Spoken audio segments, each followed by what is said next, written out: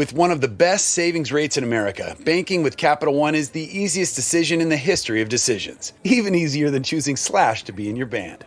Next up for lead guitar. You're in. Cool. Yep, even easier than that. And with no fees or minimums on checking and savings accounts, is it even a decision? That's banking reimagined. What's in your wallet? Terms apply. See CapitalOne.com/bank for details. Capital One N.A. member FDIC. Science proves quality sleep is vital to your mental, emotional, and physical health. The Sleep Number 360 smart bed senses your movements and automatically adjusts to help keep you both effortlessly comfortable. And it's temperature balancing, so you stay cool. So you're at your best for yourself and those you care about most. Life-changing sleep, only from Sleep Number. The Queen Sleep Number 360 C2 smart bed is only $899. Save $200. Plus free home delivery when you add a base. Ends Monday. To learn more, go to sleepnumber.com.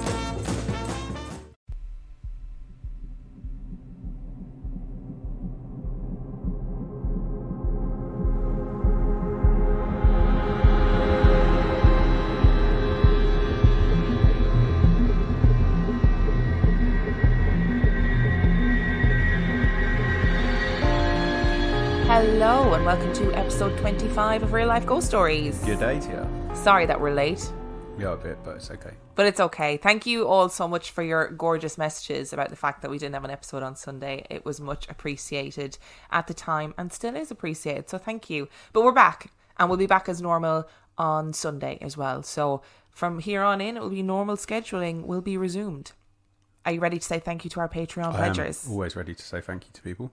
I would like to thank Jim Penson. I'd like to thank Fen. And I would like to thank Deborah Coleman. Deborah Coleman. Thank you for subscribing to our Patreon and pledging money monthly to help us run our podcast and to get extra content. Right now, we're sitting in front of two brand new pop guards. Pop, pop, pop, pop, Which pop, is very pop. exciting. So you shouldn't have been able to hear any of those pops because it guards against them. My sister was like, please stop drinking on the podcast. Please stop. The gulping noises make me sick. So we had to adjust our ways as Dan takes a drink quietly in the background. Our review this week is Open House. It was released in 2018. It has, fucking hell, 3.3 out of 10 on IMDb and a massive 18% on Rotten Tomatoes. Would you like a synopsis? Yeah, go for it. Following a tragedy, a mother and her teen son move to a relative's vacation home where eerie and unexplained forces conspire against them. That's the synopsis. That's the sum of it. So I would like... this film was fucking awful. Can you give your thoughts on this film, please? It was a dumb movie. A really dumb movie. Why was it a dumb movie?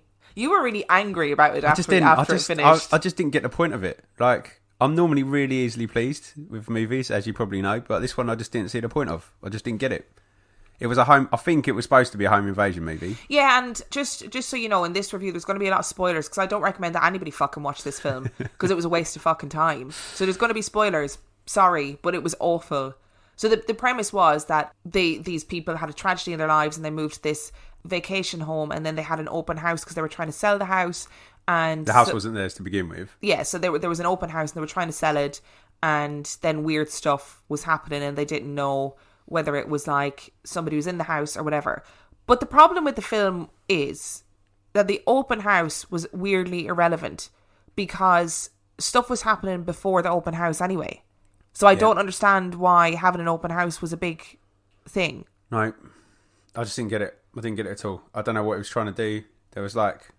You never see who's in the house anyway and who causes them all the issues, which really annoyed me because that potentially means they're thinking about a sequel. Please don't make another one. Don't make a sequel. If anybody from Netflix is listening to this, do not make a sequel for this film. It was awful. A waste of time and money, really. I don't know. There was two things going on. You had the home invasion storyline, but obviously the poor kid is having flashbacks about his dead father as well. Yeah, but they're not related.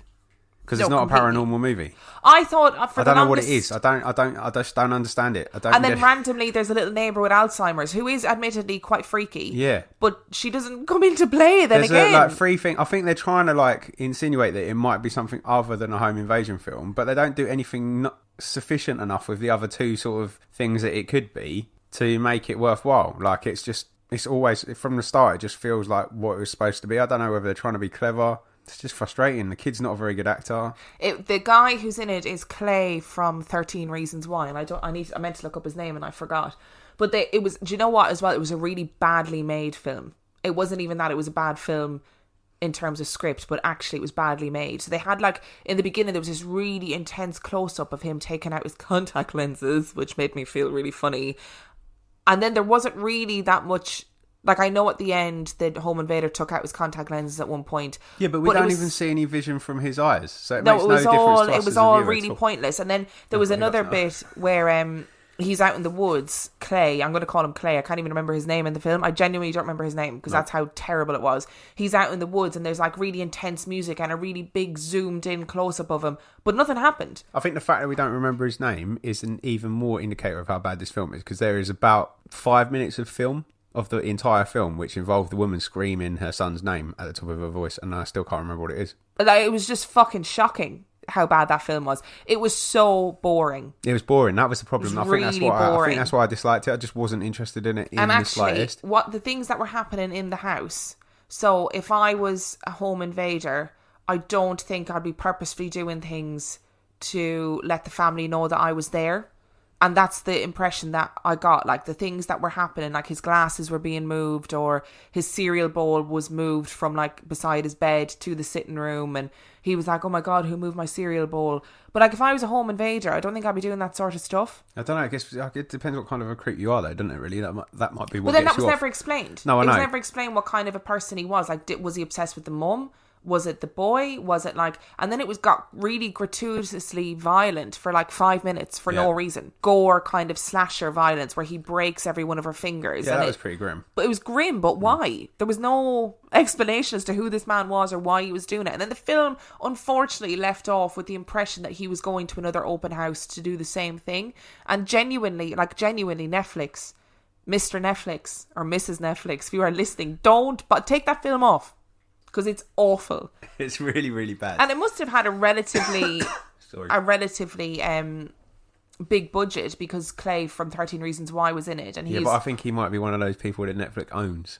Oh, do you think they created him in a lab? Yeah, maybe. And, he's not a very good actor, I'm sorry, but No, he really poor. isn't. He was poor. The thing that I think the film was trying to get you to feel sorry for him as well, and I just really didn't feel sorry for him either. Oh, at one point I was like, I hope these two fucking die because I'm so bored of their lives. And then they come home at one point and they get a phone call. No, they get a phone call from the person who owns the house going, somebody's broken into the house, you need to get there. And then they get to the house and the table is set up for 3 places for dinner and there's Christmas music playing, and they're like, oh my God, this is really creepy. But that's it. It's done. They never revisited. I don't know. It was probably those pesky kids. Was what the policeman said. Yeah. Those pesky kids that we've never seen, that we Yeah. have had no dealings with at Those all. kids that live in the middle of a forest In the mountain. where their nearest neighbour is a trek. It was honestly, it was boring. It was badly shot. It was badly scripted. It was pointless. Yeah, because there was loads of things where they're supposed to be falling out with each other. Like it's supposed to be like a family drama. Fractious family relationship between the mother and the son, and they have these.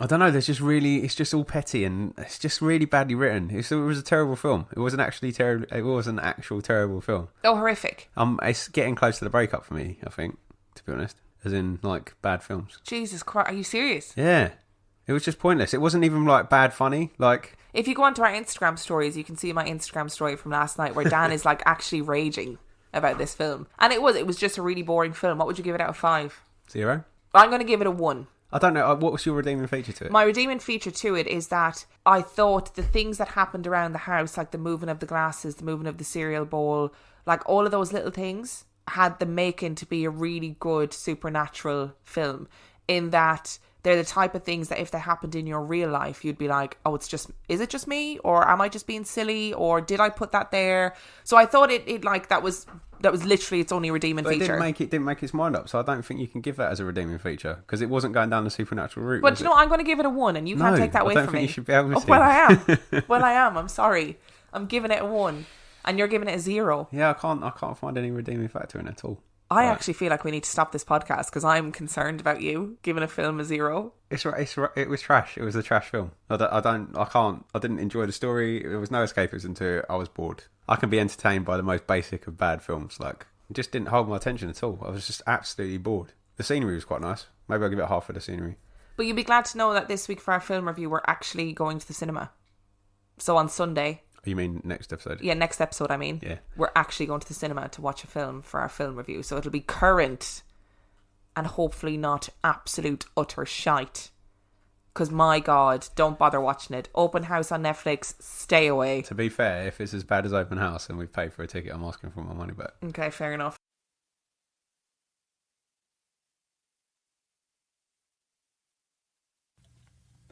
Become a part of the Horton team. We're looking for welders, painters, assemblers, machine operators, cabinet makers, and other positions to build emergency vehicles that help save lives. Join us at our hiring event on Wednesday, January 18th from 2 to 5 p.m. at 3800 McDowell Road in Grove City.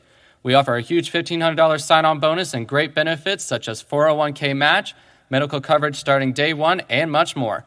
For more information on what Horton can do for you, visit careers.revgroup.com and search Grove City. This week on RVER, sponsored by Progressive Insurance. I'm sorry, I can't operate on that vehicle. But doctor, you took an oath. That RV, it's my son's RV. Oh, doctor, isn't there anything you can I'm not a miracle worker, Sheila. I'm an RV surgeon, trained to save the lives of large, injured recreational vehicles, which is definitely a real profession. When your RV really needs saving, Progressive has you covered. See if you could save with a leader in RV insurance. Progressive Casualty Insurance Company and affiliates, covered subject to policy terms. Our stories, plural. Ooh, more than one. Because we're having a listeners episode. Hey! Woo! And these are some of my favourite episodes because I honestly, I've said this before, but if you sent me an email with your story, I will get to it. Honestly, I'm getting to them, but it's just taking time and we're after getting so many emails. Somebody left us a review where they were like, the stories all sound weirdly similar to the voices of the presenters. So I think that person thinks that we're like writing these stories and pretending that they're like people that are writing in. But genuinely, these are not my stories. They're people that have written in. You know, the people on this episode can vouch for that. So our first story. This story comes from Andrew and it's called Caretakers at the Baker Hotel. At the time of this story, I was a photojournalist in Dallas, Fort Worth, at one of the TV stations. One of my favourite things to do was to shoot video essays of old buildings. I've always been drawn to classical architecture. In North Texas, there's not a lot of it. The Baker is an hour and a half west of Fort Worth in the city of Mineral Wells. While covering news stories out that way, I was always fascinated by the white elephant sitting in the small Texas town. It literally looms over the Mineral Wells, 14 stories tall with 450 rooms in a slight V shape with a 35-foot tower and spooky but beautiful Spanish colonial architecture. The hotel was opened in 1929 to take advantage of the natural health craze during that part of the century, and Mineral Wells water, with its small amount of lithium, drew people from around the world, many guests staying months at a time. All the A-list movie stars of the 1930s through to the 1960s stayed at the Baker. Bonnie and Clyde were said to have had their last steak dinner at the Baker before leaving for their final shootout in Louisiana. Like many old abandoned buildings, there are many tales that surround them, some true and some not. The Baker is no different. I would encourage people to look up more info for themselves. I feel like I've read about this hotel before. Do you know where I There's know a Ghost from? Adventures Yep. episode, isn't there? Yep. I've just realised that's what it is. God, why do they ruin everything that we try to do? But yeah, I remember reading about the people that would come for the natural, the healing power of the water or whatever. The Baker closed for good in 1972. After contacting the property manager and asking for permission to do the video essay, I went out and was not disappointed. I interviewed some people that worked there in its heyday. The video turned out great. My goal was history and architecture, not to do a ghost story. The ghost story happened a couple of years later. It does seem some old buildings lure people to them. The Baker drew me in. I became good friends with the building manager and the locals that gave tours on the weekends. Before I knew it, I was doing tours every Saturday. This lasted for 2.5 years. It was a blast taking people around the hotel. Many locals on the tours had their own stories about the hotel in its prime. Most had never been inside because it catered to the elite. I've been from top to the bottom of the hotel, and I never saw or heard a thing. If I did, I wouldn't have come back. There were times where I felt like there were spirits around, but they seemed to like me. They knew I was only there to help. I can say there were times on some of the floors not used for the tours that I felt like I was almost walking through a crowd, but nothing ever tried to show itself or to scare me. It would have been quite easy. It's impossible to get out of the hotel quickly from the upper floors. The only exits are an old hand crank elevator and the dangerous cramped fire stairs. During the holiday season and my final few months at the hotel, it was decided that the maintenance man and I would hang Christmas lights on the exterior of the building, from the top to the bottom. It was quite an undertaking for 2 people, but we did it. I ended up on floors I'd never been before, securing lights to the window frames. It was creepy, but nothing strange happened. I'm sure I muttered a few times into thin air that I was just working and I would be gone soon. The lights went up without a hitch and the hotel looked amazing. For the first time in 30 years, the baker was lit for Christmas. Up to that point, I had not been at the hotel at night. It was different at night. At that time, the grand lobby was still in decent shape. With the darkness and the chandeliers lit, all the dust and water damage faded away. You had the feeling that at any moment, a bell captain would tap you on the shoulder and politely offer to take your bags. I was proud of the Christmas lights and wanted to show them off to a girlfriend I had only been dating for a couple of weeks. I didn't know her that well, but I found out much more about her after the trip to the hotel. That sounded well creepy. Why? I found out a lot more about her after a trip one night to the hotel. A night in the hotel, I found out a lot more about her. Wow, wow. Now I don't know where I was. Sorry. So on a cold December night, Emily and I arrived at the baker. I'll confess that I was nervous about being in the hotel at night, but as the man, in inverted commas, I put those fears aside. As long as I had a flashlight, I would be okay. The hotel looked amazing as we got into town. You could see the lights from miles away and I was excited to show her the place. It was going to be a good night. My fellow tour guides had turned on the lobby lights for me earlier in the evening to make it easier to navigate. The breaker boxes were in a room off the lobby I did not like. I couldn't tell you why, it just felt wrong. There we were, the baker lobby at night and the whole place to ourselves. I showed Emily around the lobby. It's quite beautiful with heavy Spanish iron chandeliers and eerie Gothic plaster faces looking down at you from the pillars. She seemed interested, if not a little distracted. I could understand, but I was staying strong. I figured if I got nervous, she would freak out. After the lobby tour was completed, I ushered her to the original hand crank elevators, Art Deco doors and all, headed to the top floor for a tour of the cloud room with windows that overlooked the city, and then onto the tower. We stepped in. I moved to my left to operate the crank.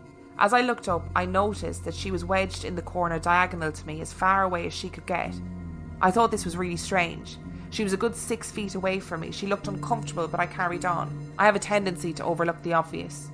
I left the doors open so I could see which floors we were passing. Each is marked on the concrete wall as you go by. Floor after floor sped by. I slowed to the top floor. My friend stayed in the corner and said nothing. All of the other floors were marked with numbers in white paint. Oddly, the top floor said Cloud Room in red. Trying to be funny, I said Red Room. That is funny. Yeah. That is funny. Very good. I found out later that she heard murder. Emily had never seen The Shining. She must have thought I was nuts. There she was, 14 floors up in a dark abandoned hotel with somebody saying murder. Fun. We got out of the elevator and I showed her around the cloud room. She stuck very close to me and I could tell at this point she was freaked out, but I was determined to show her the tower, which is accessed on that floor. I didn't know at the time that getting back into the elevator was the best thing to do. She knew. And I would find that out later. After a short look around the cloud room, we headed back to the elevators to a dark hallway that led to the tower access. I thought the tower would be romantic. Remember what I said about missing the obvious? The air was tense at this point, but I had not had anything happen that would turn me back. Honestly, if I had thought that something was up, I would have been out of there. I just thought she was nervous about being in a spooky building. But a man carries on, right? With a flashlight lighting the way, we made the turn for the hallway to the tower. She was behind me. Around that point, I was catching on that something was definitely up. About halfway down the hallway, she literally jumped on my back, damn near knocking me over. Scared the shit out of me. I asked her what was wrong, and she only said that she had heard something behind us. Being only steps away from the stairs to the tower, I carried on. I know, what is wrong with me? That poor girl. But I wanted to get to the top and show her the 35-foot windows that overlook the city, and I must admit, I wanted to see them at night too. The tower is super creepy even during the day, so you can only imagine what it's like at night. The lower portion of the tower houses the old-fashioned original motors for the elevator and a spooky water tank in the middle. A spiral metal staircase leads up to the top of the tower. Well, we didn't quite make it all the way up. Emily stopped about halfway, only steps from our destination. I could tell she was ready to get the fuck out. There was nothing romantic about any of this. I didn't press on moving forward. We made our way back to the elevator. Again, she pressed herself diagonally from me into the corner of the elevator. It seemed even stranger this time, since she was stuck to me during the entire time on the top floor of the tower. We made it back to the lobby no problem. It was a relief to be away from the darkness of the upper floor and have an exit in sight. Back in the light of the lobby, I could tell she was ready to get out of there. Both of us laughed a little uncomfortably. She wanted to step outside. We sat on the steps, both relieved to be in the fresh air. I asked her if she was okay. This is what Emily told me, what she saw and what she heard. When we first went into the elevator, she saw 3 people standing in the middle. 2 women and a man dressed in clothes from the 30s or 40s. They were as real to her as you or me. That's why she was pressed into a corner. She told me they were caretakers of the hotel and that they knew me and were curious about why I was in the hotel so late at night.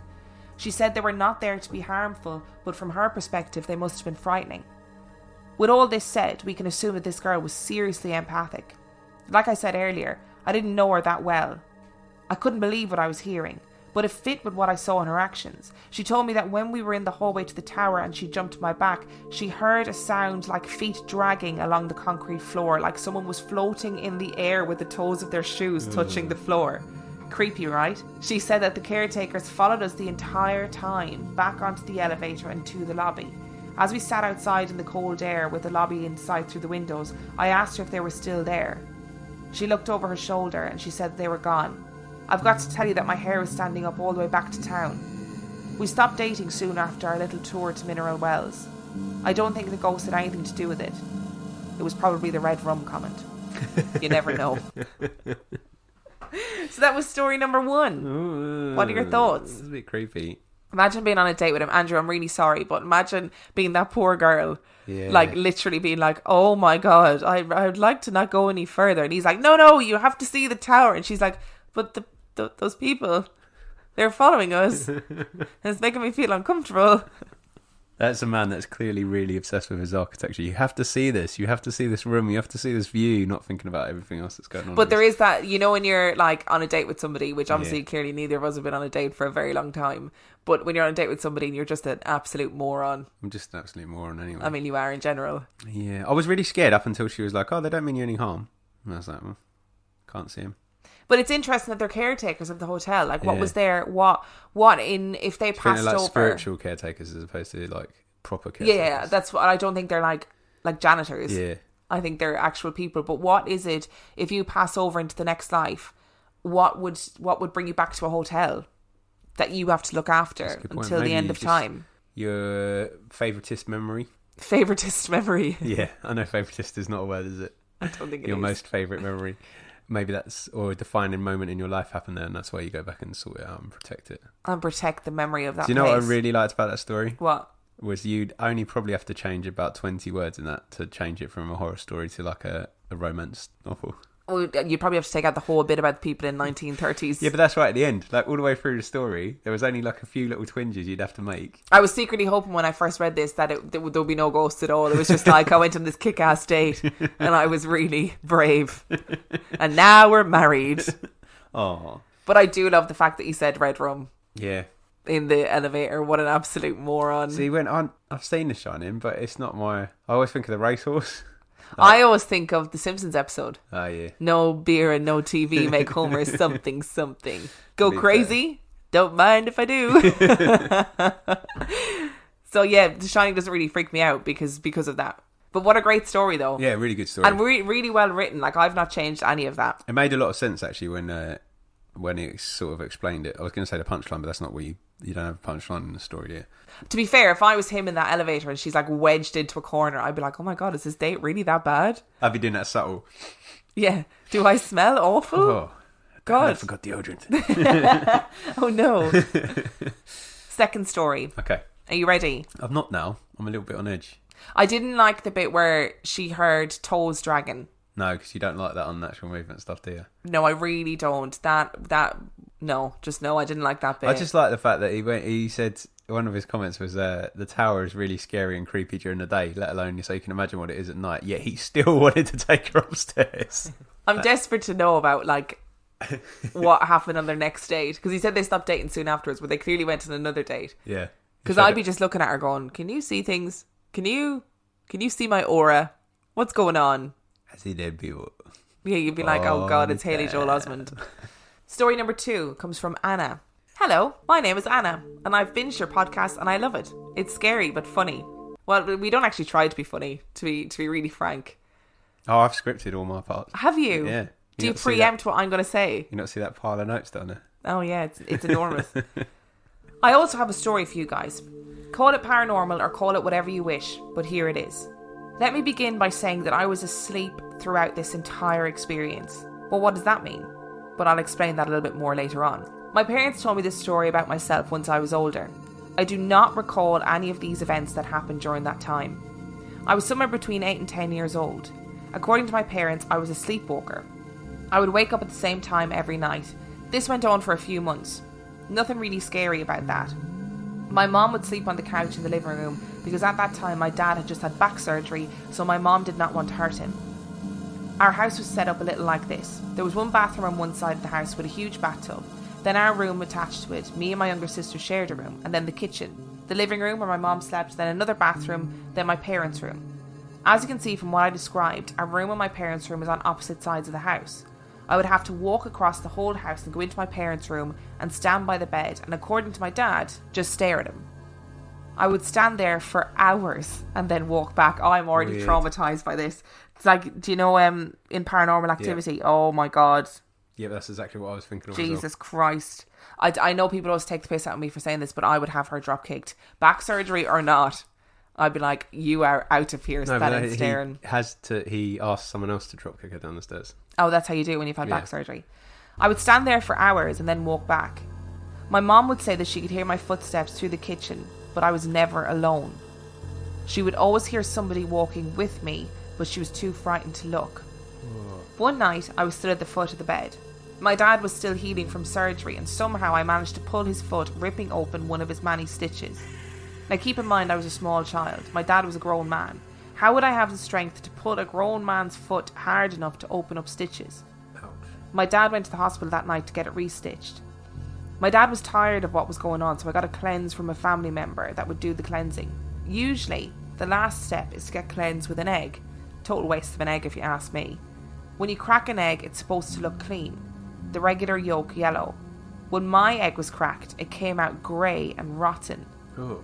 The cleanse did not work, since I kept sleepwalking and standing at the head of the bed staring at my dad. One night he stayed up waiting for me. Once I was in the room, he stayed quiet for a few minutes and then suddenly he grabbed my arm firmly and I collapsed. He walked me back to my bed and started cursing at me. I apparently took a deep breath, smiled at him and went straight to sleep. The sleepwalking stopped. Years later, I had a dream of a little girl that drowned in the bathtub next to our room. And I never sleptwalked again. Oh. There's so much of that that's explainable, right?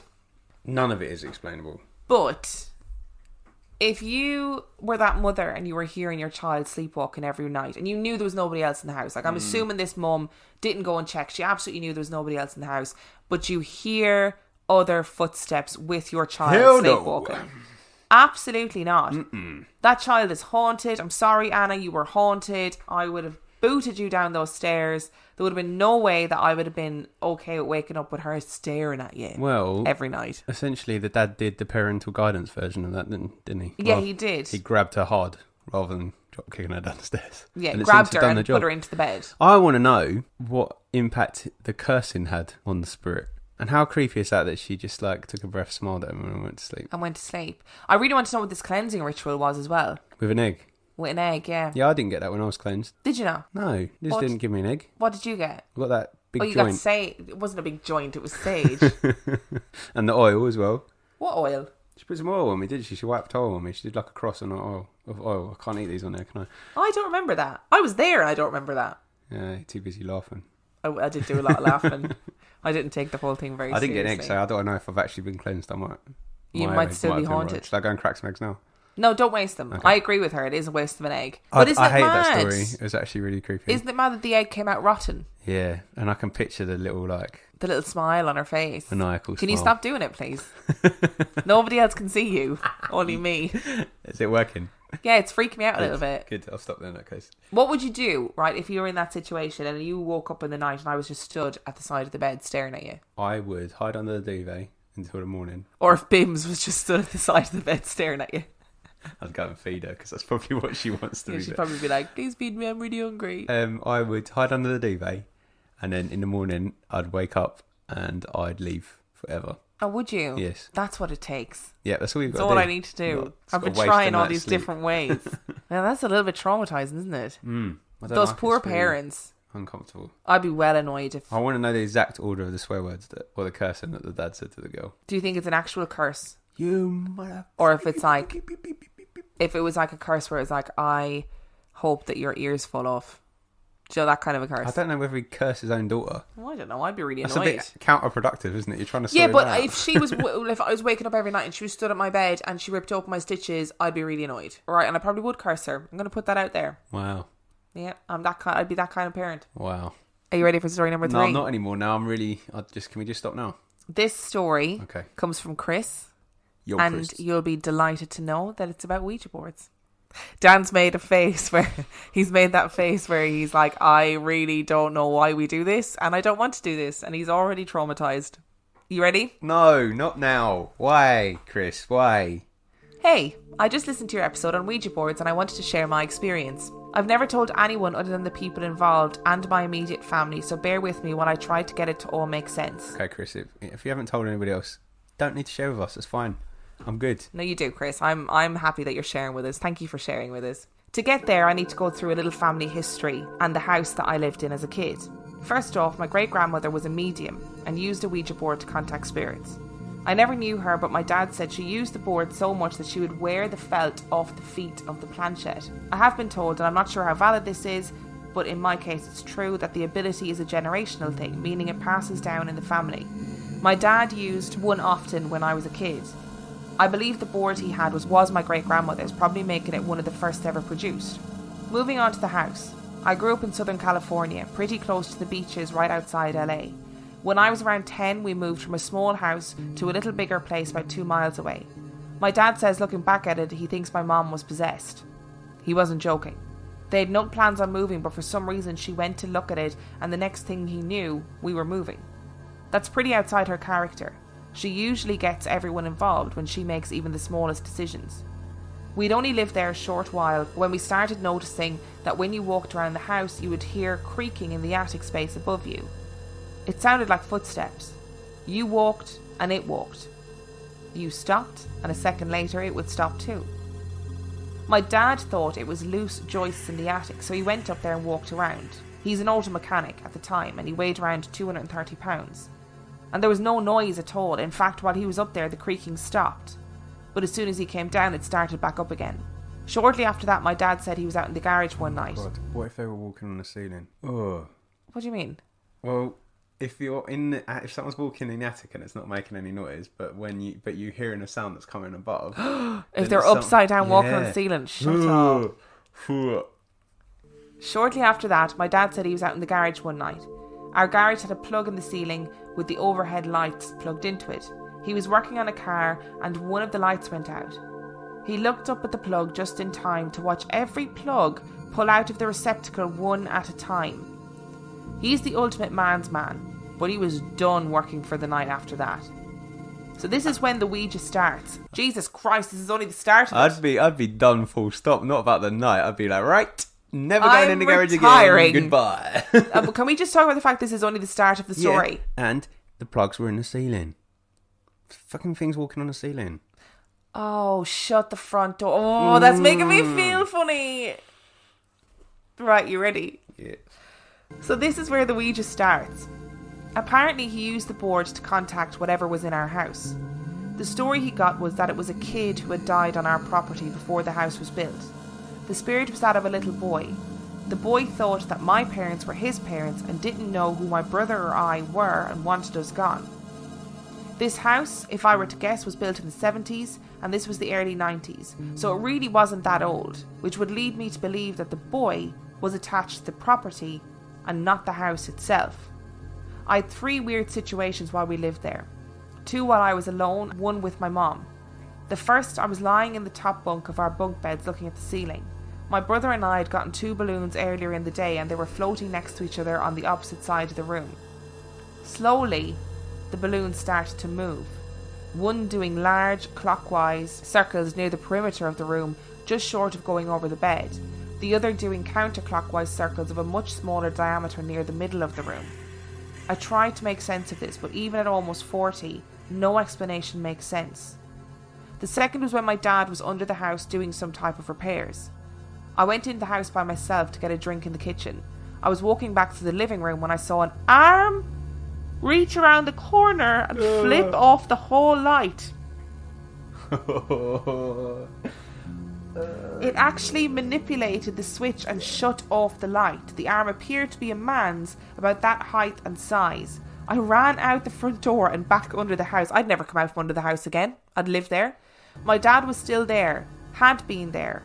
We were the only 2 people in the house at the time. Gross. While my dad was under the house, he found a pair of child's glasses. The old, round Harry Potter style. He's not a jokester, so I knew he wasn't putting me on, and I hadn't told him about my experience in the living room. The third, and most frightening, Jesus Christ. Most frightening still yet to go. Oh, can we just stop now? I didn't even like the last one that much. I was in bed again, and my mum was in her room across the hall. I heard what I believed to be a train start driving around our house close enough to be driving through our yard. It went on for nearly a minute, picking up speed and then slamming into something so hard that it shook our house. The closest train tracks were probably a good couple of miles from our house, and this sounded like it was literally right outside the front door. My mom actually called the local fire department to see if there had been a train wreck, which of course there hadn't. The last incident happened to my mom. She was lying in bed one morning and felt someone sit down on the bed next to her. She felt someone rubbing her back and assumed it was my dad. Slowly the hands moved up, went round her neck and started to choke her. Whoa. She sprang up and everything stopped, but there was a mark on the blanket where someone had been sitting. My dad was at work at the time, my brother and I were sleeping. Shortly after that, our house was broken into while we were on vacation. That was the last straw. We were out about a month later. We were there for less than a year in total. Fast forward about 9 years. I joined the military and lived in Alaska. I had a bunch of friends and we did a bit of drinking and somehow got on the subject of the Ouija board. I told my buddy about my family history with the game and we thought it'd be cool to give it a try. Let's pause there for a second. Chris, did you learn nothing from this experience? No good can come of a Ouija board. I've kind of even forgotten what the Ouija board had to do with the story. Because his great-grandmother used to use it all the time. Yeah. And his dad used it to contact whatever was in the house. Yeah. Okay, I remember now. I got so sidetracked. I don't even believe in the Ouija board and I'm already like, absolutely not, Chris. Just don't do it. Don't do it. One weekend, a friend decided to pick up a board and give it a try at a party. My girlfriend, my wife now, was out of town. Hey, congratulations. And I was watching her apartment, so we decided to try it there. It all seemed pretty innocent, asking stupid questions, accusing each other of moving the planchette. Then I asked the spirit guide to show me it was there. Instantly there was a cold spot directly in front of me. You could feel about a 1 foot diameter spot that was hovering in front of me that was ice cold. This was verified by others in the party. In addition, candle we had lit around the room would flicker in a direction as if they were being blown on or completely blown out. This was done on command. This was winter time in Alaska. No windows were open and the heating was oil heaters at floor level, so there was no air movement in the apartment. We all left the next morning and I didn't think anything of it until I went back over a couple of days later. Every window in her apartment was open. They were the old crank style, so a handle had to be turned to crank the window open. And as I said, it was the middle of winter. The average temperature was around minus 30 degrees, so no way would I have left the windows open. I chalked this up to just weird, closed everything up and then forgot about it. A few weeks later, my friend wanted to use the board again, but after what happened at my girlfriend's house, I suggested using his place. We did, and we made contact. Nothing weird happened outside of talking to dead people. The weird thing was later that night as I was trying to crack a window open in my friend's room. But no matter how hard I pushed, the window wouldn't go up. I thought maybe it was just stuck and I just gave up. We all passed out in the early morning and I think I was the first to wake up in the afternoon sometime. I got up, went into the kitchen where every drawer and cupboard was wide open. I woke up my friend and asked him about it and he had no idea. Only 3 of us had stayed the night and none of us had done it. We closed everything up and I went right into the main room and tried the window again, which opened right up instantly. Over the next few weeks, the activity in my friend's house increased. Cold spots, stuck windows, everything opening in the house. It got to the point where he had me come over and check it out for myself.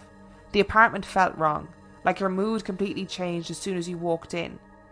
The closet where he'd kept the game was ice cold. Like the rest of the apartment was around 70 degrees Fahrenheit, but you could see your breath in that small closet. Needless to say, we were way in over our heads. My friend was frantic, scared out of his mind. Remember, we were all in the military, so acting like that is pretty outside our normal.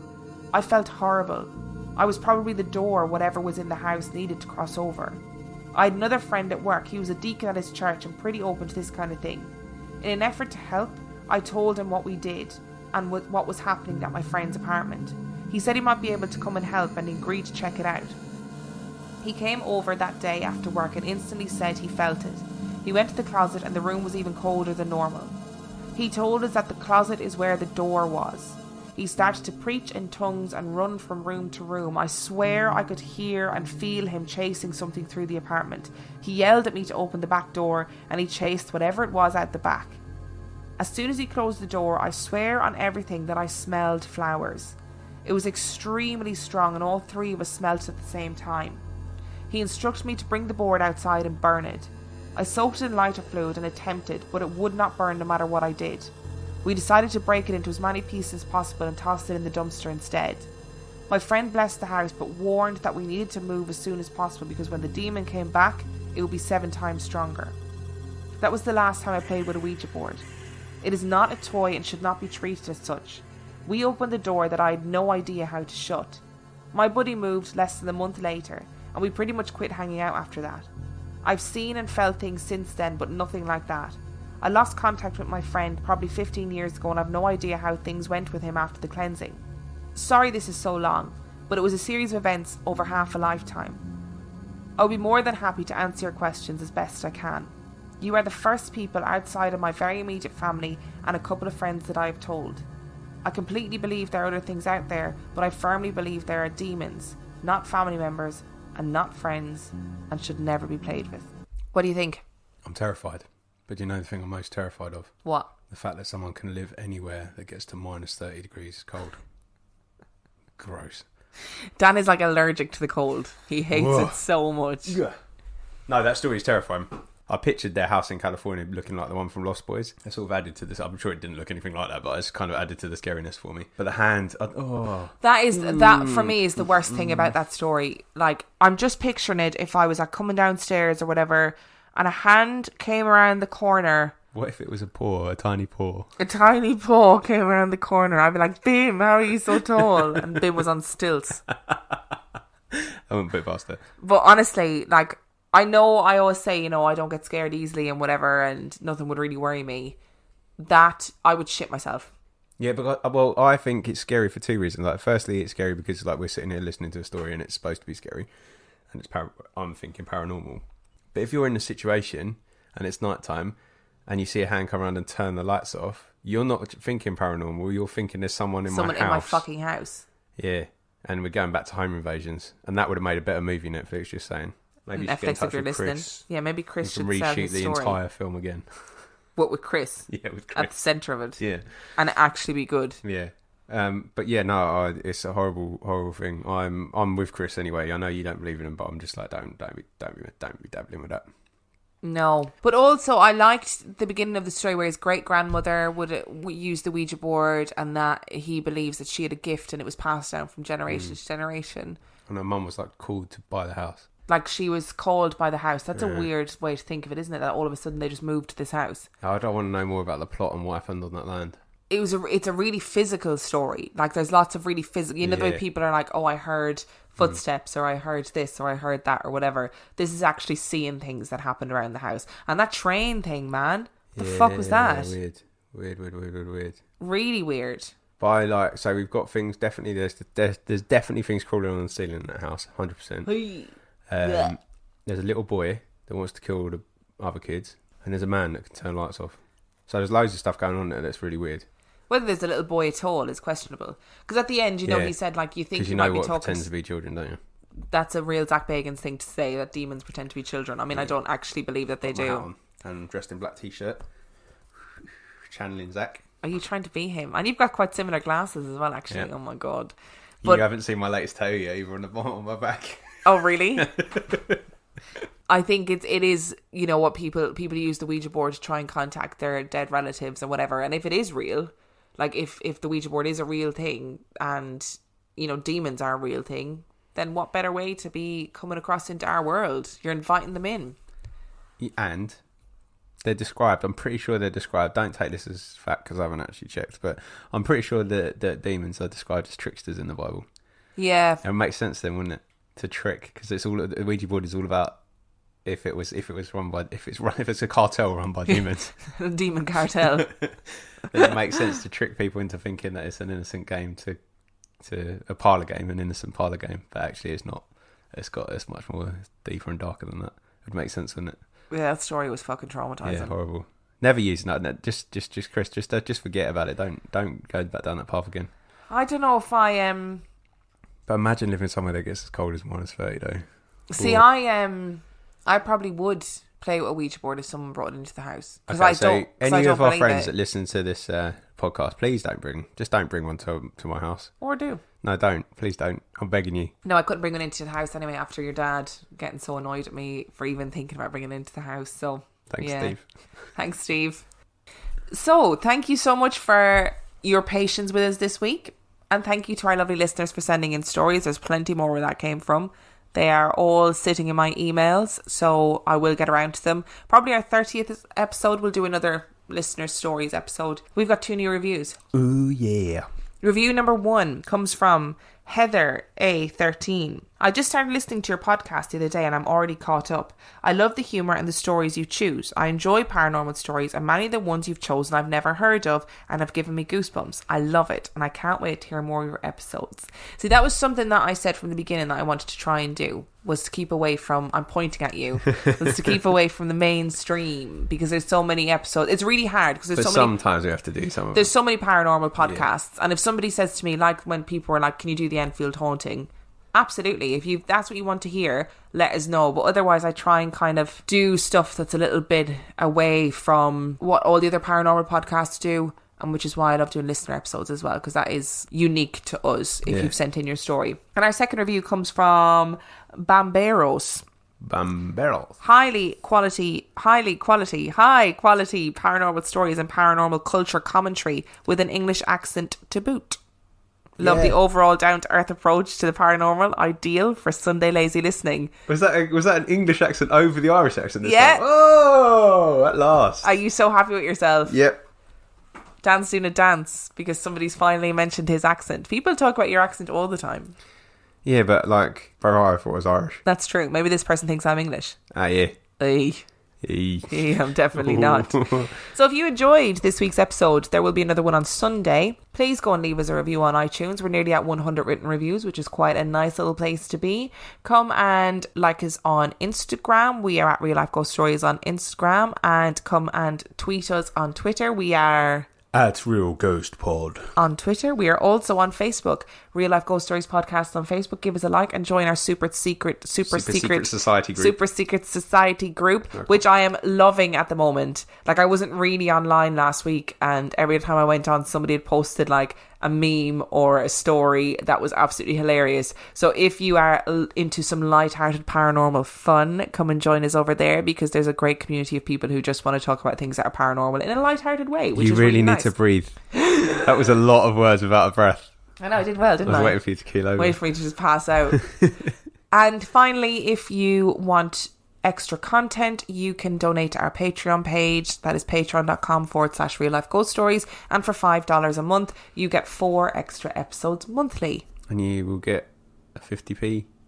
You get 50p movie club episodes eventually. Hopefully. They're done. We have recorded 3, which I'm just waiting. I did say I wouldn't say anything to our listeners, but I've kind of done it. You've said it now. Whoops. There's no going back now. I love how you hid behind the popcorn.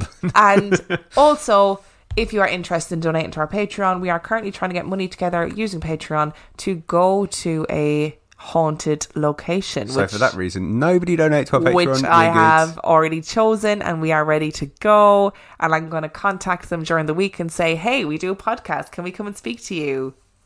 which is very exciting. It's really like I am fine. If you need to keep that hard-earned cash for something else, it's absolutely fine with me.